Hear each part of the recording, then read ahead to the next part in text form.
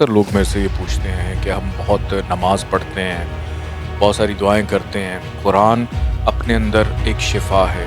آپ کوئی بھی وظیفہ کر رہے ہیں اور آپ کی حاجت پوری نہیں ہو رہی ہے، زندگی میں ہمیشہ خرابیاں نہیں ہوتی، اچھائیاں بھی آتی ہیں، خرابیاں بھی آتی ہیں۔ السلام علیکم ناظرین، میں آج ایک دفعہ پھر موجود ہوں سید محمد علی زنجانی صاحب کے ساتھ۔ زنجانی صاحب سے آج یہ جاننے کی کوشش کریں گے کہ شاہ صاحب جو وظائف بتاتے ہیں، شاہ صاحب جو آپ کو مختلف حاجات کی پورا ہونے کے لیے جو وظائف تجویز کرتے ہیں، سم ہاؤ ان میں کبھی کبھی آپ کو کامیابی نہیں ملتی ہے، یا اللہ پاک اس چیز کو ڈیلے کر دیتے ہیں، یا وہ نتائج حاصل نہیں ہوتے۔ ان وجوہات کو جاننے کے لیے میں آج زنجانی صاحب کے پاس تشریف لایا ہوں، اور میں ان سے پوچھنا چاہوں گا کہ وہ کیا وجوہات ہیں جو وظیفے کی قبولیت میں یا وہ نتائج حاصل نہیں کر سکتے جو شاہ صاحب آپ کو اکثر وظائف جو ہیں وہ تجویز کرتے ہیں۔ جی شاہ صاحب۔ بہت شکریہ بخاری صاحب آپ کا۔ بخاری صاحب ایسا ہے کہ اکثر لوگ میرے سے یہ پوچھتے ہیں کہ ہم بہت نماز پڑھتے ہیں، بہت ساری دعائیں کرتے ہیں۔ دیکھیں، اعمال کے اندر نا کچھ چیزیں ایسی ہوتی ہیں جو فرض ہیں۔ نماز ایک فرض عبادت ہے جس کا اجر ہمیں اس دنیا میں نہیں، آخرت میں، اگلے جہاں میں ملنا ہے، اور وہ صرف ایک انفرادی طور پہ ایک بندے کا اپنے رب سے کنیکشن ہے۔ مولا علی علیہ السلام کا بھی فرمان ہے کہ جب میرا دل کرے کہ میں اپنے رب سے بات کروں تو میں نماز پڑھتا ہوں، اور انہوں نے یہ بھی کہا کہ جب میرا دل کرے میرا رب مجھ سے بات کرے تو میں قرآن پڑھتا ہوں۔ اور کوئی بھی وظائف جب آپ پڑھتے ہیں وہ کچھ خاص مقاصد کے لیے ہوتے ہیں۔ قرآن اپنے اندر ایک شفا ہے، قرآن ایک سمندر ہے، قرآن ایک علم ہے، اور قرآن ایک ایسی چیز ہے کہ جب آپ اس کو ترجمے سے پڑھیں گے تو آپ کے چہرے کے اوپر موجود جو پردے ہیں وہ کھلتے چلے جائیں گے۔ جب تک آپ اپنے وظائف کو اس ترجمے سے نہ پڑھیں کہ اس کا مقصد کیا ہے، آپ پڑھ کیا رہے ہیں، اپنے رب سے کیا مانگ رہے ہیں، آپ کی حاجت کیا ہے، اس کا پروٹوکول کیا ہے؟ پروٹوکول کیا ہے، جب تک وہ آپ نہیں پڑھیں گے نہ آپ کو سمجھ آئے گی، بس آپ پڑھتے چلے جا رہے ہیں۔ اور اس کے ساتھ ساتھ سب سے اہم بات یہ ہے کہ آپ کوئی بھی وظیفہ کر رہے ہیں اور آپ کی حاجت پوری نہیں ہو رہی ہے، تو اس کی سب سے بڑی وجہ یہ ہوتی ہے کہ وہ تمام اعمال آپ نے ابھی تک نہیں چھوڑے جو آپ کو چھوڑنے چاہیے تھے۔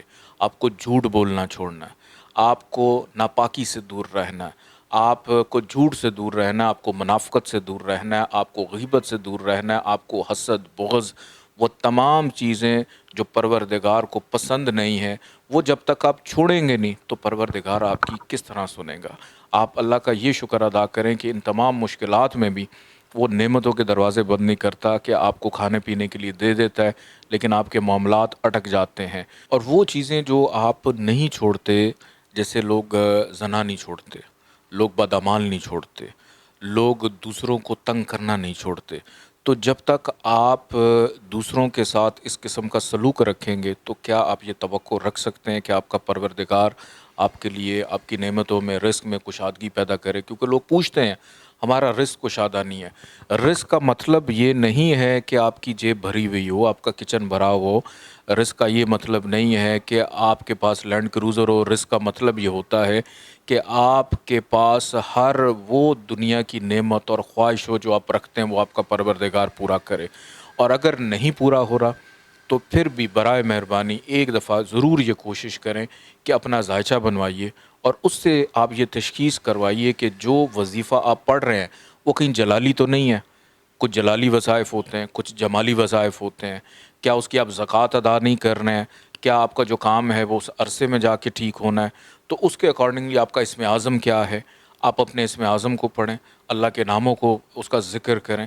تو بہت ساری چیزیں ایسی ہوتی ہیں، اگر آپ ایک دفعہ ذائچہ بنوا لیں اس میں ڈائگنوز ہو جائیں گی، اور آپ ٹو دا پوائنٹ ایگزیکٹ اپنا صدقہ بھی دیں، اپنا وظیفہ بھی پڑھیں، اپنا سٹون بھی لے کر پہنیں، اور جو کام آپ کے لیے سوٹیبل نہیں آپ اس سے رک جائیں، کچھ عرصے کے بعد آپ وہ کام کر لیں۔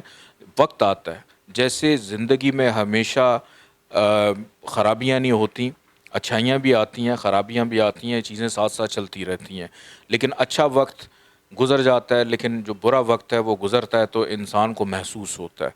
تو یہ ہماری اوقات ہے کہ ہم پریشان ہو جاتے ہیں، تو ہر حال میں ہمیں اپنے پروردگار سے توبہ استغفار بھی کرنا چاہیے۔ اللہ پاک سب کو سلامت رکھے۔ بہت شکریہ ناظرین۔ زنجانی صاحب نے آج بتایا کہ آپ کو جو بھی زنجانی صاحب کی طرف سے وظائف تجویز کیے جاتے ہیں ان کا باقاعدہ ایک پروٹوکول ہوتا ہے.